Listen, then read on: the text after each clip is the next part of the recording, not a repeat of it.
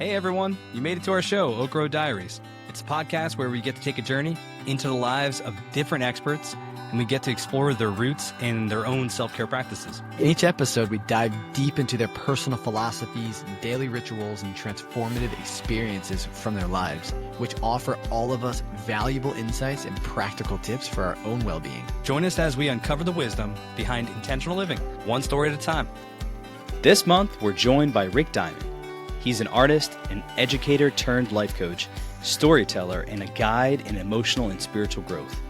Rick's journey begins in childhood, where art became both an outlet and an anchor in the midst of family dynamics, chaos, and the profound impact of divorce. In this conversation, Rick opens up about the emotional strategies he adopted to survive those early years, the scripts he inherited, and the narratives he carried, and the moment he realized he had permission to rewrite his life entirely. Together, we explore themes of self-discovery, cultural and religious influence, identity, fear, and the courageous choice to live with authenticity in a world that rewards facades. Rick shares what it means to step into vulnerability with discernment, how storytelling shapes healing, and why creating inclusive spiritual communities matters now more than ever. We dive into his transition from teaching to life coaching, the transformative power of retreats, and his exploration of healing modalities. Rick also reflects on the law of attraction, the rule of gratitude, and the subtle ways scarcity mentality weaves its way into our relationships, beliefs, and choices.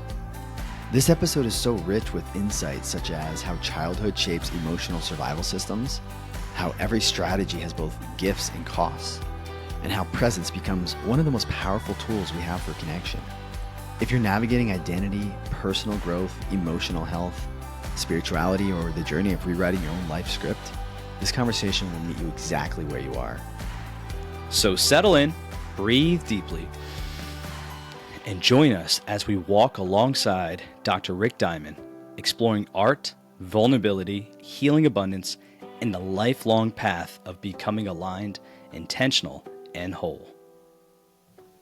Hey, beautiful, gorgeous, eternal soul having a human experience filled with adventure and excitement and pain and joy. This is Rick the Story Healer. Congratulations. I promise, it depends where you look. That will tell you how you're doing. Watch for your brilliance. Watch for your beauty. It's everywhere. So here's to letting it all go. Rick, we appreciate having you on this show, man. This is exciting things. As we did some research on you, it looks like you're doing some really cool things out in the world, and when we start our shows, we like to just get to know you. Okay. I'm not sure if you watched any of our other episodes or did anything on us, but it's a little different where we get personal with people. Where a lot of times individuals, they talk about what kind of work they're doing in the world as opposed to who they really are. So the first thing we want to do is just, tell us about yourself. Where did Rick begin? Great. I will be happy to do that. That's the whole point of this. Like literally the whole point of the podcast is understand people, understand their stories, and to give people a look kind of behind the curtain at these individuals that we get the opportunity to speak with, that will, add value and resources to individuals' lives. Mm-hmm. Yeah, I'm down. I'm for it. Yeah, I'm so happy to talk about whatever, for real. Where were you born and raised? Born is one question, raised is a different one. Oh, okay. Born in Waco, Texas, where my mother and father were. She was a sophomore and he was a junior. That's at cool. Baylor University, and they dated. Yes, and they dated. And got pregnant, and then got married. Okay. And I am the miracle child. Out came Rick. Me. It was all for me. It's all about me. And I've had conversations with my higher self, like my deep, deep knowing, like my deep wisdom, and go, what were y'all even like, what was happening? And what I get often is, look, I was on a mission. That was the parents I wanted. That was how I wanted to be born. Any other siblings from them? Or other? And I made that whole thing happen. Are they still together? Okay. All right, then. Yeah, I have a oh, oh no, Dick and Mary Ann. No, That was the first kind of response we've ever had. no. Dick and Oh, Mary wow. Ann Okay. stayed together until I was 7. So summer after first grade, Okay. they told me and my younger sister they were getting divorced, which was, I mean, they were so unhappy. They were Sure. just miserable. Didn't want to even be together in the first place, but they were Okay. both. I mean, I look back at the pictures and I, pick up on context cues, Sure. they were working so hard to try and make it work and figure it out like people Mm. do. I'm in this Mm-hmm. situation. I don't want to be here, but I'm going to work my ass off and try and Yeah. figure out how to make it function. And, And they went Mary, 7 years, or I guess you were the oldest, correct? yeah. Yeah. So they made it at least 7 years to try to figure that out. And then Okay. finally bailed. And he was drinking and throwing up in the floor in the living room. And she was Oh, man. yelling and screaming and throwing things. And, it was just terror. Everybody was Oh. experiencing terror. All of them. Both of them. What year too. was this in, like, around? I was born in 1960. 1960. Okay, so 67. I mean, that's right in the crunch time of It's society, a lot. right? Yeah, there's a lot going on at that time. Yeah. Where everyone's got, I guess, kind of confused, or they're There like, was "Hey, a lot of Dick and Jane over there are doing whatever. Let me go follow them," kind of thing. that was exactly what was happening. And Yeah. I've taught both of my parents in the years after, when I was a grown up, when I would talk to them about what their experience was and how they were trying to make sense of it. Mm-hmm. A big part of what they were feeling was, everything is shifting, everything is changing. Like, the late 60s and all through the 70s was this They actually felt tumultuous that time. shift. And they just jumped into it, both of them. Wow. They really felt it, which was Wow. really great and cool and scary and weird all at the same time. Yeah, that's an interesting, I guess, way of thinking it, right? Like where people are. This is the work that you do, right? You open people up to a different perspective, as opposed to just what superficially was happening, the drugs, sex, alcohol, whatever, all that good fun stuff. Right. That is very interesting. I know we're going into your childhood, but I want to go into that kind of what you do, where you're taking that superficial societal thing, and you just said that they felt into it. What does that mean?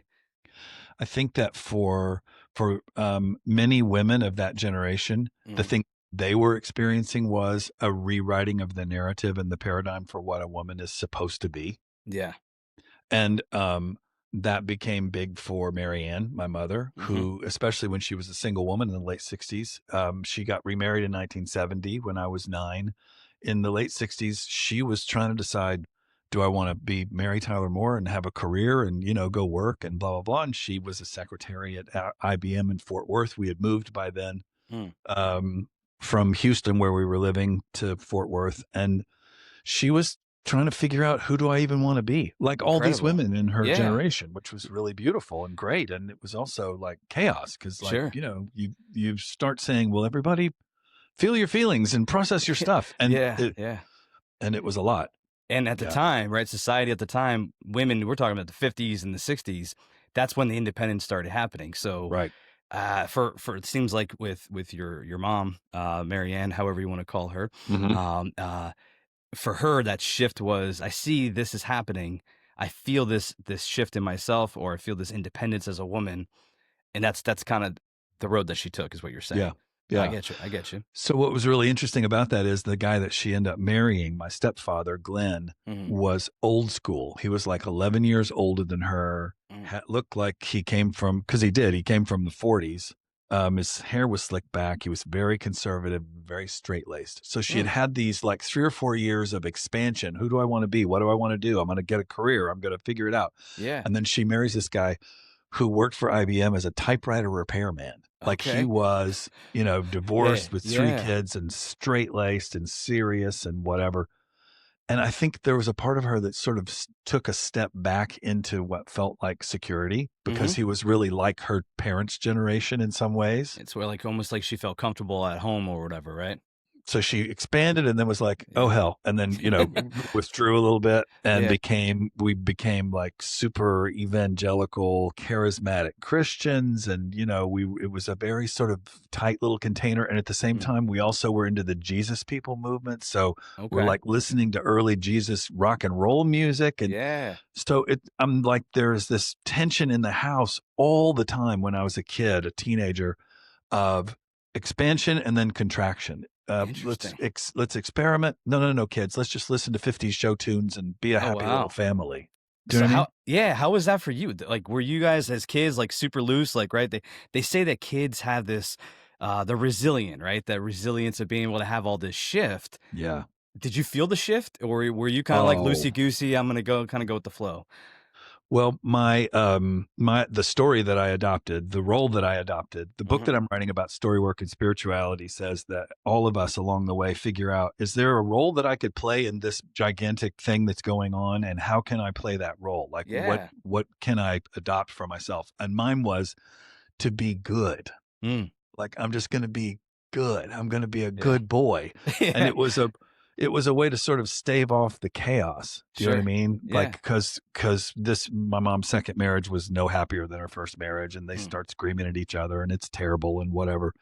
And this was back in the 70s now, right? Pushing forward. Right. You're now in the 70s where. Correct. That's a huge This is 1970 to 75. There's a lot of chaos. There's a lot of unrest. There's a lot of tension. And I decided, if I'm good and if I kind of just mind my own business and if I'm pleasant and if I don't cause trouble, maybe I'll survive. Like that. None of that was conscious. Do you know what I mean? None of us is doing that consciously. But throughout your work, is this your work that you've done in your life? Is this what you've went back to now in your childhood? And you're like, this is what I was feeling. Absolutely. Got it. Absolutely. So it wasn't like you were 12 years old. This is what. No. I'm going to be a good boy. No. I don't think any of us are really conscious of the way that we're adapting strategies along the way. Right. We're in it. And there might be, select children out there that might be super in tune with that. Right. I'd love to meet them. I'd love to see what that looks like. Right. What this little being just, the world is opened up. Just, the veil was lifted of the spiritual world. Right. How would they do? Wow. I don't know. I don't know. I mean, you got these astrophysicists that graduate high school at, 10 years old. So my guess is maybe one of these kind of kids that have this just epiphany or a yogi in India or maybe whatever. Sure, I don't know. I find too that in doing story work with people where we go back and look at the system that they came from that shaped them, if they can identify what their strategy was, like that's their role, right? Sure. So for me, the strategy was, if I keep my head down and I'm pleasant and I'm nice and I'm good, well, then I'll survive, which is true. I did survive. The flip side of that is every strategy that we take on has benefits that it gives us, but it also costs us something. All of them, always. Like every strategy, every role that we take on, every way that we say, this is how I'm going to survive this, or this is how I'm going to move through the world. There is a cost that comes with it, period. That's always the case. And so for me, the cost was I cut off my feelings. Okay. Like this was not it was a violent household. It was a loud household. It was a chaotic household. So it was not a place. There's no place for me to say, I'm not happy right now. There's no place for me to say I'm scared. There's no place to say I don't like what you guys are doing. Yeah, who do you go to, right? Yeah. So that all got stuffed and that all got cut off. And I had to reconnect to that much, much later in my 40s and 50s. I didn't get there until my 40s and 50s. It seems to be the a common age, the midlife, right? The midlife for a lot of people, where some people, they go out and buy their cars. That's when a lot of divorces will occur. Yep. Or you go your route and you have this spiritual epiphany and awakening of, wow, this is what the shift is, what I should have done years ago. Each person's, you get there when you get there. Yeah. Right. Each person's life and their timeline is their own, right? I totally believe that our souls have a clear sense of what it is that they intend to experience. And then we are given opportunities to experience what our souls are here to do over and over and over and over and over. And, that's why sometimes people will come to me and say, why do I keep picking this jerk over and over in every relationship? And you hear that all the time, right? Why do I keep going after the bad girl or the bad guy? Right. Yeah. Right. Yeah. Right. Because that's the pattern you're working out. Yeah. And when you're done, it'll stop. How many lifetimes is that? I mean, however many, this one or the next one or the next one or the next one or the next one, whatever. What matters is that it's your own, and that's all that matters. For sure. Yeah. For sure. The keeping up with the Joneses, even on the spiritual side of things, I found that some people are like, oh, I'm more enlightened than that other person. I think people just need to get away from that superficial, like they're further enlightened than I am, or they have, a mansion rather than I have a little, hut. So much not a comparison. Thing. Yeah. It's like there is no, I am more enlightened than the other person. That is not a thing. There is the sense in which there are seasons in our life, I feel like, when we're more asleep, like we're sleepwalking. But that doesn't mean that somebody is not in touch with and connected to and being guided by their inner divinity. Like that's always the truth about who we are. That's who we were created to be. That's our essence. It's always at work. It's just I may be a little zoned out for a decade or so. Who knows? That's the whole default, right? I mean, that's kind of our thing. Like our we talk about it all the time is we're trying to figure this out for ourselves to go from this default way of life to be more intentional. Right. And what are the things we have to do on a daily basis? Because it's honestly a daily battle, right? To make sure that you're being intentional. So I'm sorry, I got cut out there for about 5 minutes or so, but we're here. So we missed you. We're glad you're back. And I love that. I've noticed so much of what you guys say about, and I've noticed this in what you're putting out there that I totally want to honor you for. The intentionality that you're calling people into, that you're inviting people into, the sense that I get about it is that it's simply about awareness, right? Yep. It's about being like, I'm engaged in my actual life. Yeah. And what I find is that our culture wants us not to be engaged in our actual life. Our culture wants us to be just zoned out. Yeah. Chasing, for sure. True. And there's this artificial thing that's not real, which I also, in the book that I'm writing about story work and spirituality, I call the script. It's called the script? I call that part of the thing that we're chasing. That's what in my book I call, in my work with people, I call the script. Like you're just following the script. Yeah, you're just defaulting to the script. Yep. The script of society, really. Yeah. Of culture, right? And interesting. And it's constantly getting rewritten, and people are just constantly chasing it. And I want to be clear with everyone else out there that eventually will be listening to this. We're all in this, right? We're all trying to chase this thing. Like we're trying to get better for our own families, and we're trying to get more independent. Right. And, we're all in it. It's not like Jared and I are trying to say, hey guys, we made it. I can assure you, we have not. You guys have not ascended? I'm out. We have not. Yeah. You know what I mean? Like, I'm out. Hey, you weren't supposed to tell him that till the end, dude. Oh, my bad. Yeah. It's 2 hours went by. Oh, well. Oh, well. So, we're all in it. That's okay. That's what we're here for. It's literally the fun of the journey is to for the people that have the spiritual versus religious backgrounds, right? If we're talking just on the spiritual aspect, right? If those that believe in the reincarnation aspect, I mean, that's what we're here for, to constantly relearn and constantly grow. And hopefully we get awakened to be able to be like, okay, this is what my, for some people, they follow the birth charts. In this lifetime, personally for me, it looks like I have a lot of emotional intelligence that I got to work on. Right. And I have felt that shift just recently in the last 5-6 years. So you talked about that paradigm shift, where I can definitely attest to that myself, where that's where my timeline was. 5-6 years ago, I was like, okay, what I'm doing is not what I should be doing. And that's when this road of the happy atrium kind of was planted in, and getting myself just back into life. And we just want to show this to other people. Like it's easy stuff, but it's also hard. But when you're going through the hard, you can kind of fall back on this easy intentionality, right? Some of those things that we're trying to tell people, the intentional reminders. Hey, just be present. Just pay attention. Pay attention. Yeah. Yeah. It's simple. It's more like when we're experiencing it in our life. Yeah. Like Sam and I will do those little shorts. It's just, hey, I'm going through this right now. Or like, hey, I'm at the gym or this or that. Right. And we're just trying to, just a quick little short to remind people as we're reminding ourselves. If we can, I don't think you guys got to this. I, again, apologize, but going back a little bit. So I missed where we were raised. So we were in the 70s at this point. Rick was about in his teenage years. telling us about he had nowhere to go where it comes to the So divorce emotionality happens. of You probably things. go with mom, I'm assuming. Mhm. Yeah. I'm just making an And assumption. no, you're right. And my younger sister, who was 2.5 years younger, who Dad told us later. Mm. My father's name, by the way, was Dick Diamond. Yes. Dick Diamond. Respect. Respect indeed. And Dick told me and my sister later when he remarried and, did his whole thing, had another family, etc. How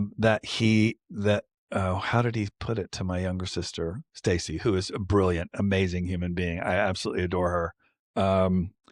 I didn't really want you, but your mother thought it would keep us together. Uh-huh. I mean, What's how do you respond to that? What? Well, I mean, Marianne, when she Thanks, would be Dick. really, really, yeah, thanks, Dick. Marianne, when she would be really, really mad at me, would sometimes scream, "I should have aborted you like everybody told me to."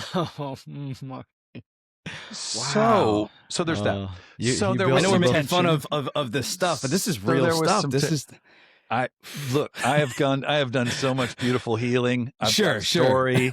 It's beautiful. And here's the thing, the meaning making that comes out of that, right? We go with mom and we'd go off to another place. I lived, my sister and I counted it up. By the time I graduated from high school, I had lived 22 different places. Whoa, Wow. man, oh man. Wow. Because we're just on the move and we're running and we're, being here a while, and then we blow that out and burn it to the ground, and then we go to another place, etc. Yeah. What city were you around a certain city at this point? Let's see. When my sister was born in LA because Dad was working for a big aircraft company, and then he got hired to work with a company that had a contract with NASA in the 60s when they were working on the moon mission and the whole thing. So we were living in Houston, and then they got divorced and we moved to Fort Worth, and then mom married a man named Glenn, the typewriter repairman, and he wanted to get away from his ex-wife and 3 kids, he said. And so he took a job in Harlingen, Texas, which is a tiny little town down in the Rio Grande Valley. So I went to middle school, 5th, 6th, 7th, 8th grade in the Rio Grande Valley. And then we left him in the middle of the night and drove to Corpus Christi. So I went to high school in Corpus Christi. Goodness. Yeah. Talk about an adventure, dude. Oh, it's an adventure. We left him in the middle of the night. Did he eventually find you guys? Never. I never saw him again. Whoa. Never. Well, no, the cat's out of the bag. Did your mom You're still online now? He has passed. Oh, okay. And I in a plant medicine ceremony, I called his spirit in, and I was like, I have some things to talk to you about. And so we've gotten clear. It's good. Awesome. Man. For real. That's great, dude. But that's awesome. She came in like 2 weeks before 9th grade started for me. And she said, "Kids, put everything in the station wagon. We're leaving." And so we took off, and we were living down in the the tip of Texas. So the direction to go is north. So we just drove north, and we got to Corpus Christi, and that's where I went to high school. Okay. I'm going to go back to that. I mean, how you were in high school or like right in the middle school, what emotions were you feeling at the time? Were you like, all right, mom, I'll follow you? Or were you pissed? I mean, were you frustrated, stressed? I mean, what emotions were there? Okay, Sam, this is a tricky question. Yeah. Right? Because on the one hand, there's and Jared, while you were gone, I talked about the idea that we adopt like strategies, roles to play for how to survive. That's right. All of us do. It's the stories we tell ourselves, right? It's stories. Right. And it's all about rewriting the script. Yeah. Exactly. Yeah. Maurice Sendak, the guy that did Where the Wild Things Are, yeah. The brilliant writer and illustrator, said that the thing that we don't understand is how much bravery it takes for children to survive. Mm-hmm. He says that is the biggest, most beautiful thing we can ever see is how strong and resilient children are to figure out how to survive their childhoods. Sure. On the one hand, I was feeling, okay, great. We're going to be out of this chaotic house where mom and Glenn are screaming at each other, and we're going to get a fresh start. It's going to be super, because my strategy, my role was to be good and happy and pleasant. Right. But I was nowhere near in touch with terror. But I mean, I remember, and my sister and I talk about this, remember being in the station wagon, driving in the middle of the night, in the dark, in the middle of nowhere, not having a clue. Where are we going? So all of that terror and all of that uncertainty was happening in here, Man, like I'm in my feeling it. body. Up Sheesh. here, what I'm thinking is, this is super. This is going to be a fresh new It's adventure. Yeah. We drive to a Holiday Inn on the bay, and because she was afraid somebody was going to steal our stuff, the three of us unload everything we took with us into the hotel room. Wow. And then the next day she goes and finds a job as a secretary at a oil company. Incredible. And so on the one, like, so there's two things happen. I think actually there's probably many things happening at the same time, but for sure, on the one hand, this is the meaning making that my script and my role is telling me, and we're all participating in it. Like everybody in the family system, or everybody in a company, or everybody in a church, or everybody in a group knows the script, and they're all performing according to the script, right? So on up here this is a fresh start, and kids, it's just the three of us against the world, right? That's all happening up here. Yeah. And then what's happening down here is we're not acknowledging. I'm sad. Yeah. I'm heartbroken. Like Glenn, my stepfather, was in my life from when I was 10 to 15. Yeah. He taught me to shoot a gun. He taught me to shoot a bow and arrow. He taught me to, he took me to Little League Baseball. He got me into Boy Scouts. He, he was a hugely important presence in my life. And now he just doesn't exist anymore. Like, we don't speak his name. He's just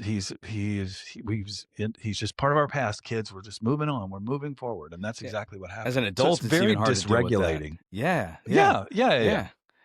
And so as a kid, like, it's hard enough to deal with the emotions. And I look back, Jared, how many emotions do you remember as a kid? Yeah. Right? Like, I think now, I did a better job hiding it than you. You always, I mean, I'm and not in a vulnerable. Look bad at me way. now Not in a bad way. platform. I'm out there, people. No, well, to be clear, not in a bad way, right? I think Sam was very, you were just definitely more out there with it, right? and I don't know if it's hiding it. I think I just kind of understood things differently. My mom always said, this is the saying, you march to the beat of your own drum, right? And so for me, I was always like, it's like, I had this idea in my head of things I wanted to do, and then I would just go do it, right? Like, I didn't need your permission kind of thing. Like, I'm just going to go do it. I'm going to figure out how to make this happen. Right? To be fair, that's how we grew up as well. Like, we were very like, hey, you're independent. And that was a good thing. Like, and we tell our parents all the time, like, that's what parents should be doing, is teaching they gave us the to be flexibility. these individuals. Yeah. Like the autonomy, the flexibility. We got jobs at mad young of an age where we shouldn't have really been working that young, but it helped us be resilient. But I don't recall having about the emotions, or feeling a lot of emotions, at least during that time, like what you're talking about, Rick, right? Like up here, you feel it, but like with Dad being gone all the time, you mean? Yeah, like that was. I think up here, back on it's just that, like this is normal, but deep down now, like Dad was not around a lot because he was providing. Impactful. Like it had to have been. Versus, maybe the kids that might have seen their parents every day. I know. We can go to different scenarios. The kids out there that are unfortunately, the hands are being put on, versus the kids that aren't. Right. It's like you said, that's a good perception to have, where you have the superficial stuff at the top, and then you have just this internal stuff where either people don't have the time for it, they don't want to even mess with those emotions, or they don't even know they're existing. Or they don't know. Like, let's go back to Rick, right? He's in ninth grade. Yeah. He's sitting there thinking like, hey, this will be okay. Same with us with Dad. Like, my dad provided for us. He was a good man. He was a truck driver, so he was gone all week long. And we literally never even thought about it. It's like Pops is gone until the weekend. We see him we'll on see you on Saturday, hopefully, and Sunday a little bit, most of the day. If he wasn't doing some kind of church call or something, but we saw him enough, right? And it was just literally life. We literally didn't think anything else about it, because that's, what are you going to do? I mean, he's providing for you. Mom's at home with the 5 kids. Like, you don't think much about it. But then when you as an adult, when you are on your high horse now, and like you have the ability to start thinking back, it's like, and then you almost say like, who cares? Like, it was, but then to what you're, really what you're helping people with, Rick, is this idea of rewriting this script. Like, this happened. Now, okay, the reality is it happened. You're not changing that, but you can change the meaning the layer, that filter that you're putting on, and how it's going to affect your life now moving forward. Yeah. Right. Partly because too, Jared, to your point, there is the for me, there is a part of our sovereignty as human beings where we choose along the way when we have enough awareness to say, this happened. This is the meaning that I made around it then. How do I want to understand it now? Yeah, It doesn't even mean that it was terrible or bad or horrible. Maybe it was. Yeah. But or maybe it was really great. It's how do I want to deal with it? Or maybe it was really great. Yeah. Mhm. Yeah. There is this field, like our emotional field, our spiritual field is feelings. Do you know what I mean? Like it's feelings, in which case that's the part of us sometimes, especially in Western culture where we're so in our heads and we're so busy and we're so distracted and we're so asleep. That's the part that we're so cut off from. Well, when we're kids, we're not doing critical thinking about what, like you just said, it's just normal. This is just life. This is just everyday life.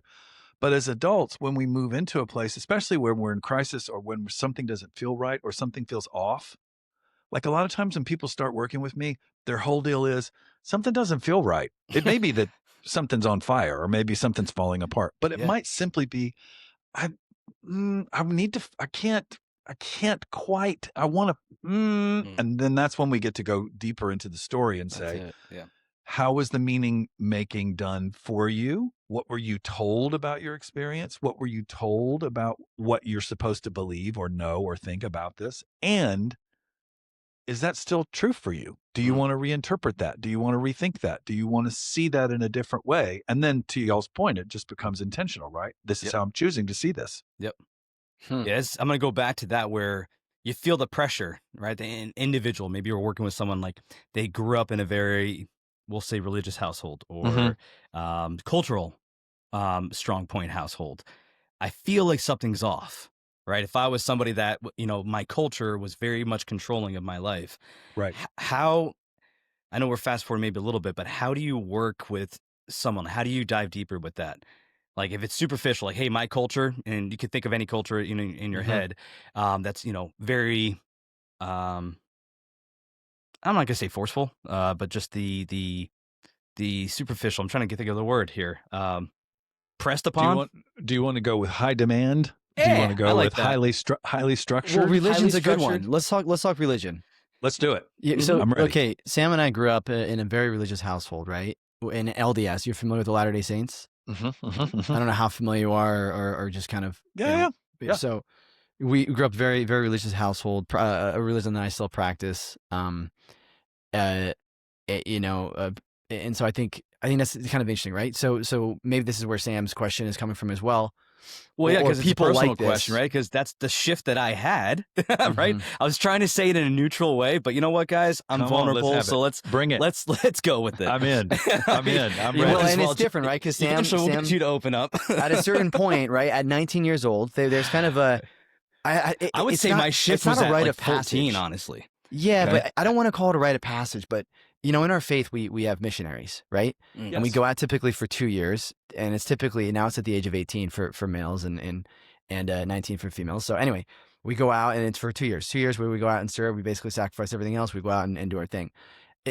It's almost seen as, I don't want to call it a rite of passage because certainly if you don't serve a mission, it's not like, oh, you're exiled.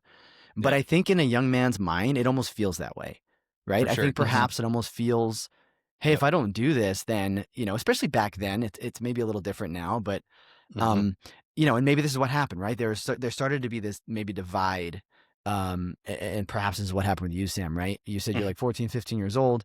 You're starting to come into yourself at that age. And that's about the time when I really started taking it seriously myself, right? I started looking at it. Yep. Yeah, I started looking into it myself more, and I was like, this is... Like I feel a certain way when I go to church or when I go to these events or if I'm reading scriptures or I feel a certain way that makes me feel really good and I like it and I want to become a better person. And so I started pulling on that thread, right? Right. And maybe around the same time, Sam, this is kind of what you're talking to where maybe it wasn't as interesting or whatever for you. Yep.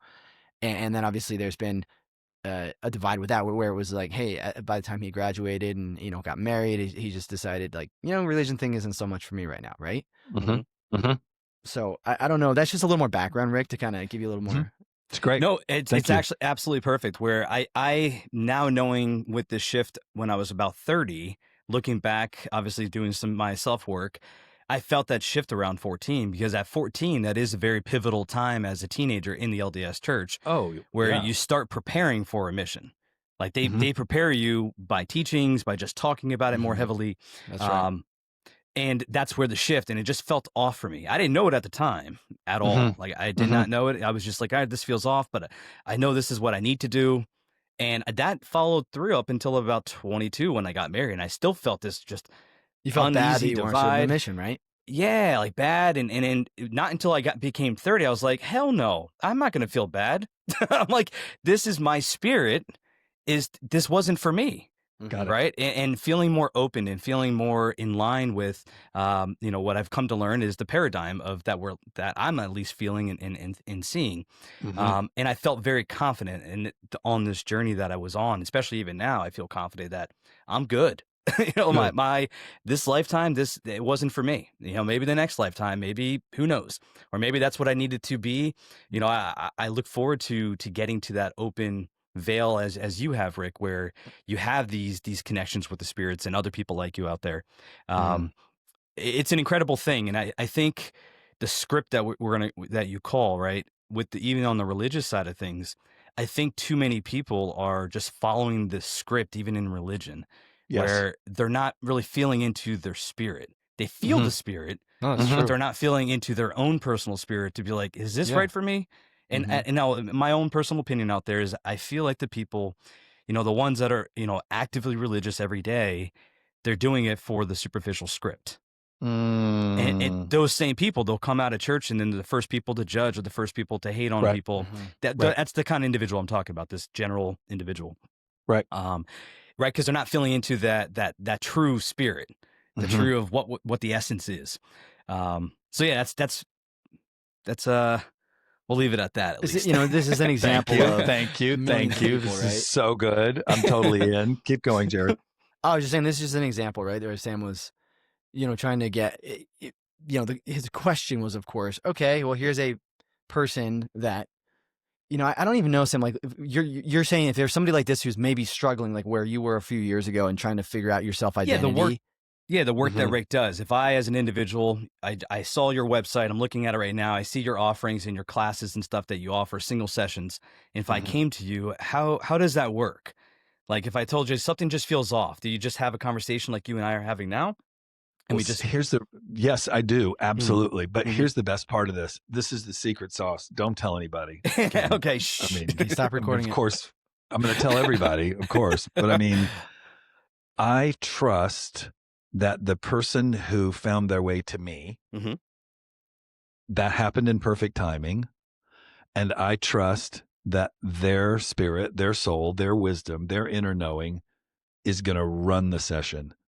I don't have to make anything happen. Like my job is to listen and reflect and then to ask questions. And it might be something as simple as a session I had earlier this week with a woman who grew up, I think she like the daughter of a pastor. And, so again, she grew up in a very structured religious upbringing. And also it was, she also was speaking of Marianne, my mom, and her whole thing about, a child of the 40s and 50s and 60s, what's a woman supposed to be, and how do I think about that for myself? She went through the whole thing that our whole culture went through around rethinking gender, rethinking the role of a woman in the home, etc. Like this woman that I was doing the session with, she said, what doesn't feel right to me is and she's like a grown up, like she's a grown woman with kids and divorced, and she's gotten on with a different phase of her life, but something still feels sticky. And she said, I feel like there is a piece of me that I haven't connected to that I want to. And maybe it's in my work. Maybe it's where I need to move from. Maybe it's so on the one hand, it starts with the externals. Like we think it's about the job or we think it's about the marriage or we think it's about this thing that doesn't feel right in this dynamic in our life. And then all I have to do is just wait, because their wisdom is always going to tell me what the thing really is. Because the thing really is something in here, like deeper, that's wanting to get worked out It wants to be looked at. And that's why we're feeling that. That's why we're feeling that thing. I mean, it's the wisdom within us that's saying, this doesn't work for me, or I want to move past this, or whatever. And so much of what we experience in lots of religion, and I think in our culture in general, is, oh, that's silly, or, oh, don't be a bother, or don't think that, or, oh, don't irritate people, or you're going to get in trouble, or you're going to go to hell, or you're going to be bad, or you're going to not be loved, or you're, shame and guilt and the whole thing. That's so fear. My questions are, fear. Hello. Fear. Yeah. So my questions are always just permission giving. Do you know what I mean? To say, so if there's something about where you are in this situation that doesn't feel aligned for you, what doesn't feel aligned? Or is there something about what you're feeling and the role you're playing that doesn't feel good to you? And then, dude, all I do is just hang on for the ride at that point. Because they're talking through and internalizing, right? You're there for them to help them understand what they're talking through. Right. Yeah. I'm just reflecting. I'm just a mirror. I'm supporting them. I've worked with literally thousands of people over 35 years. And all of us are experiencing our own unique incarnation, our own unique path. And we're all experiencing the same stuff all the time. Like, we are. All of us. we are. All of us. Too many people just don't talk about it. So everyone thinks that, look at Mr. Jones over there. He's got that freaking nice house. Look at that new car he just got. What the hell? Right. And then just this constant rat race, not even just on the materialistic stuff, spiritualized. And that's what we talked about in the beginning, is just this people out there just stop being in the rat race. Why is it? I just had a question. I think about people in my life, like, why is it so powerful to be vulnerable? Right? Like, think about that. Is that rhetorical, Jared? You're thinking, or you're asking? I mean, think about a facade, right? Like, you've got a facade that we all live in. We all put it up, and we all have a facade at certain areas in our lives. I'm sure even the great Dr. Rick Diamond does. There's little things here and there. But what I'm saying is, it's like, what? It's so powerful to be vulnerable, but yet we're so scared to be vulnerable. Right? It's almost that there's that scripture, right, in the Bible that says throw pearl before swine. It's that feeling that you get. Like, that's the whole idea. You throw your pearl before swine. It's like you're sharing something with someone they couldn't care less. Or you're sharing it with them, maybe they do care, but they're not showing, or they don't have time for you, right? And so I think that's partly why it's difficult to be vulnerable as well. You're like, well, who can I actually share this with that'll actually hear me and not judge me? Like, just be real, and you can be real with me. Or talk about you. Like, why are or not think you're less than because of it? It's not even like the judgmental. I just had a conversation with a fellow employee yesterday. It's the, I don't want people constantly talking about me. Like, I can come up to you, Sam. I trust you. I got you. You're not going to go talk to A, B, and C. Gossip. Right. Like, gossip. Like, why? Like, that's the master of evil right there. Yeah. And you hear somebody gossiping, you're like, well, frick, I know they're talking about me. Yeah. If they're talking about all these people to me, 100%. And then you try to control yourself around them and trying to be like, paint a picture like a perfect box so that they have less material on which to gossip about you. Right.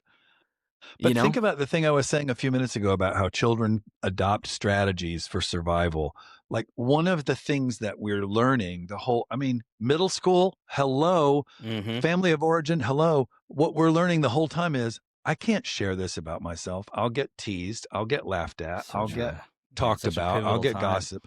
Yeah. It's happening the whole time that we're in these formative years where we're so impressionable, where things really land and they get charged in our bodies, and we feel sadness and we feel embarrassed and we feel ashamed.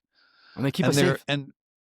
So our whole thing is, how can I keep myself safe? How can I keep myself covered? How can I keep myself and not get hurt more? Yeah. In which case, then, to Jared's point, the power when somebody can move past those boundaries and say, I want to tell you what's happening with me, and I'm going to be fine.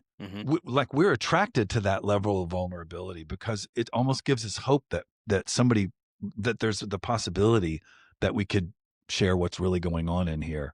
But there's always the fear.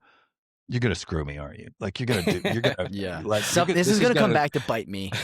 For real. For real. Yeah. That's always going in our heads, and our bodies are afraid. Like the emotions in us are, oh my gosh, I just shared. You know, when Brene Brown talks about doing her TED Talk and then having a vulnerability hangover. Oh yeah. Right. Oh my goodness, Jared, that's so true. the other episode, 2 Oh my episodes ago, goodness, that that's recorded. real. True. Yeah. It's real. Like I just, oh shoot, oh, I shouldn't have shown. Oh, and you feel all so this. bad, and you're thinking through it all, and then you just feel so exhausted. Yeah.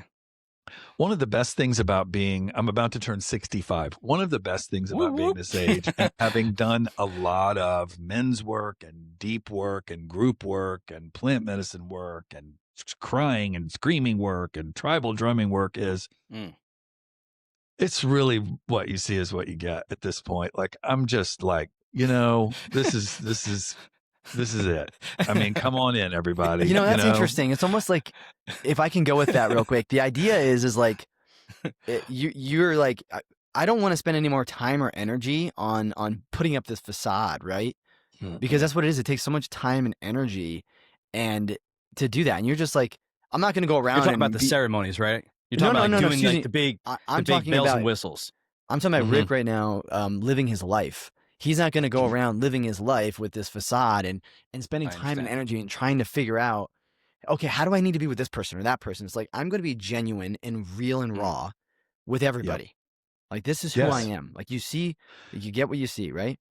Yep. There is a limit, however, to how much of myself I will share depending on the circle I'm in or the context that I'm in. How do you it may not be appropriate, right? It may not be appropriate. Appropriateness. Yeah, that's that. Yeah, but I mean, that's what I figured. I also don't want to call people into my life and into my real life that I don't feel that I can be myself with. It's just, I'm not interested in small talk. I'm not interested in that kind of, do you know what I mean? I get that. I don't have time. See, that's powerful though. That's really powerful. That's a good filter. Compartmentalizing, it seems like, all right? It's a common wording that you hear. Yeah. These are the people that I want to draw in close because they will allow me to be close to them and I can be fully myself. Yeah. And then at the grocery store, I don't need to tell everybody about driving off in the middle of the night, whatever. Hi. These are the bananas. Tell me about your childhood trauma. Right. I mean, lovely apples today. It's like, why put that on? It's almost putting it on them. Like, why it just isn't. It's totally inappropriate. I'm dealing with my own shit, Rick. I don't need to hear yours. Hi. I want to tell you this. You don't want to hear right now? Those bananas look really ripe. But by the way, this reminds me of the time when I was stuck up in that hotel and we couldn't even get bananas. Right. Right. So the reality is all of this is going to be a discernment process. It's going to be trial and error. Sometimes it's going to work. There was a guy that was in my men's circle, meets in my house for a while. And he had been in it for 6 months. And then he just said, I just don't want to do this anymore. I was like, what? Are you good? And he was like, no, it's beautiful. I just can't take it anymore. Like I can't take being this vulnerable and real anymore. It's too draining for him. For real. He just was like, it's too much. I was like, cool, brother. So we have lunch every couple of months, whatever. That's awesome. That's okay. Cool. Are you're living in Texas still? Yeah. I'm in Austin. Yeah. Austin. I went there. Yeah. I've been there one time. That was in, what was it? 2017, 17, I think. And it was so I was in Dallas. Sorry, I lost my train of thought. I was in Dallas and then we drove down because my wife and I were thinking about moving there. And so it was like during this time of our life and we're like, oh, maybe we want to move here. It's early, like I think it was early 2018 actually. And anyway, I go down to Austin and I'm like, and at the time we were actually vegan. Right. And so just plant-based diet. Austin is like the place. And I had never been to like a place like that before, but we were like in heaven. As vegans, we were just like, oh, I can't eat enough. Like this is, and the town was just such a cool town. And this was around the time, if you go back, 2018 is when like the real estate just started popping off. Yeah. It was a little bit before that, but like, my wife and I were looking at these houses. We're like, that thing costs how much? Like, we're talking it's $1 million for California nothing. prices. Yeah. It's gotten more and more and more. I mean, everybody wants to be here. I'll tell you though, south of the river was, bad, right? I liked, and I don't know it well enough, but we drove around enough. South of the river was really nice. It seemed a little bit more green, just south of the city. Kind of north in those neighborhoods there was nice, a little congested. And then of course you got like, what is it, Red Rock, where Dell is, like a little more north. Round Rock. Round Rock, thank you. Round Rock. Yeah. Yep. So the South area seemed really nice, but we have loved it here. We were here. I moved here in 2001 to work for a mega church. Yeah. I read that you worked for this church for 17 years or something. Before that, the mega church that I worked for 3 years, and I was having a spiritual awakening while I was working at a big church, and those don't go together. Right. Because I'm asking all these questions, and I'm, studying Native American spirituality, and I'm studying Hinduism and Buddhism. You're like, wait a second, this says here. And then, I'm also, and the church was really cool and very progressive and grace and all that stuff. But I mean, for me personally, being in that kind of structure where I was told, when the 10 years total that I was in ministry, I was told over and over and over in staff meetings, we want asses in pews, money in the plates, and satisfied customers. Like, that was literally what I was told over and over and over and over and over. And I'm like, I got into this because I love God and I'm having spiritual expansion. And I love people. I'm so confused right now. So people are not, okay, so people are a commodity. Okay, let me adjust that. Okay, Yeah. so, okay, well, that's all right. So then I did that for 10 years total, 3 years at this mega church, and had wonderful experiences there, but it was really, really hard. And I ended up leaving and starting this non-faith, interfaith faith community called Journey Imperfect Faith Community that I led for 17 years here in Austin. And absolutely loved it. And it was also really, really hard because it was a place where we told everybody, tell the truth about your experience, be real. To the extent that you can. Like, don't just walk in and, just tell us all your story in the middle of whatever. Let's do it in ways that are appropriate. But like, we wanted people to feel that it was okay, especially for them to have their questions. And I cannot tell you how many people, it probably would not surprise you, how many people their first question was, am I going to go to hell because I've asked this question, or I've changed my belief, or I'm not sure about this anymore. And it was so great. Do you know what I mean? It was so beautiful to be in the mix of people awakening and questioning and deciding what was meaningful for them and what they wanted to create. And, Go on if you don't mind. Go in the 17 years. So you had this non-denominational church, right? Was it Christian church still?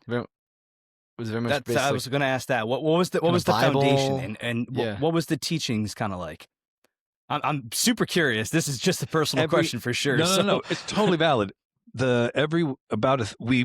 Once we'd gotten going for a couple of years, we did a little survey. A third of the people in the faith community were Christian, straight. Like, this was the expression that was meaningful for them, and they came from a Christian background. A third of the people were agnostic, or spiritual but not religious, or they were questioning their faith. And then a third were just straight up, there is no God, this is all bullshit, blah blah. But I like this community. They like it there. Okay, that's what I was wondering. Yeah. Okay. So we had every week we would start by somebody would read a poem or play music, or it was really loose and beautiful and collaborative and open source, and then we would all recite. Jesus said the most important commandment is this: you shall love the Lord your God with all your heart and soul and mind and strength. And he said the second commandment is to love your neighbor as yourself. So we would start off by saying, Jesus said, what we're here to do is to love God and to love people. And then we would say, how do we want to explore an aspect of that together as a community? So every week we would bring in, I would talk for 15 minutes. I loved the fact that I never had a podium. I did not want to be up above people, like psychologically above people. Everybody was just wearing jeans, and it was very, very real. And sometimes people would get up and tell their story. Sometimes somebody would sing. Sometimes we'd all make an art project together. Sometimes we would do one series, we rewrote the Lord's Prayer together, all of us collectively, like open source. Each week we would take a phrase of it. We'd look at the original Aramaic and take the Aramaic apart and think about it. And then everybody would like add their own contribution to, like, what does that phrase, what does that mean to me? And so that is very interesting. Lovely. Are there any other churches like this out there? Because I've never heard of a church structured like that. I don't Not know. that you know Yes, of. I mean, maybe. I'm sure. Okay. Yeah, I mean, I there's guess a there's got to be bunch of- possibilities out there, right? Yeah, So- yeah. There's a lot of. I went at one point in 2001. I went to a conference called Solarize, Soularize, Mhm. and it was all weird churches like that, like people all over the country and Canada, like doing experimental things and what could community be like, and that's what I ended up doing my doctorate in the late 80s, late 90s, and graduated in 2001. Was if the church as it has existed is changing, which it clearly was starting in the 60s, right? The how and culture is clearly changing. It's on fire. Like everything is changing. Oh, The yeah. role of women is changing. What's a man is changing. What sexuality is changing. We need structure of a household. Absolutely. Yeah, What yeah. about gender? What about race? What about, inclusion? All that stuff that we're still in the mix of right now. That was all happening. The question became, what if we weren't attached to the church? What's the thing itself, and how can we explore different expressions of it? And so there's people doing beautiful, trippy, interesting, weird, experimental expressions all over the place, but they're not big and fancy, and they're not mega churches, and they're not, you know what I mean? Like, so is that what you doesn't studied? sell. Your dissertation was studying the different expressions of this? Yeah. Wow. Fascinating. It I was mean, you so said fun. that doesn't sell, but like, if people are awakened, I'm going to use this word very loosely, it should sell. Like, guys, this is what we're here. Our spirits are here to grow and to learn, not to follow one track. Right? I mean, at least in my personal opinion, there's a lot of other people that feel like that's why we have not race wars, but we have we have religious wars out there, because people they feel like that is their one and true time and one thing that they have to go to, as opposed to this type of religious based church that's what it's at. Everyone gets together. I love that you had different just beliefs, people that were agnostic, people that like, why the hell am I even here? Right. But I need community. I feel like a sense of community, and I feel like there's something inside me that needs to feel uplifted. And clearly that was doing it. That's cool. And now when you left, did the place shut down, or is it still existing? No, still going. That's They're great. awesome. That's awesome. But I had done I had done 30 years of ministry, and I was like, I need a break. Yeah. So what were you? So you got your going back a little bit. So like it sounds like obviously out of high school, you went and got like an undergrad, and then there was some time prior, you getting your doctorate. I was a college English teacher for 10 years. Yeah. My first career you didn't have your was doctorate at that time. Did a master's degree in English, and I was really in love with that moment where somebody awakens, or somebody's like, oh, I never thought about that. Like, that's my favorite thing, my absolute favorite thing. Thank you so much for joining us in this episode of Oak Road Diaries. We really appreciate you, and we really, really do hope that it added even the tiniest bit of value to your life. If you felt that the conversation resonated with you, we invite you to share it, because you really never know who needs to hear this today. You can find more tools for intentional living and the 7 pillars of transformation at thehappyatrium.com, or connect with us on our socials at thehappyatrium. We'd love to see and interact with you there. Until next time, keep tending to your inner child, one breath, one step, and one story at a time. Take care, and we'll see you down the road.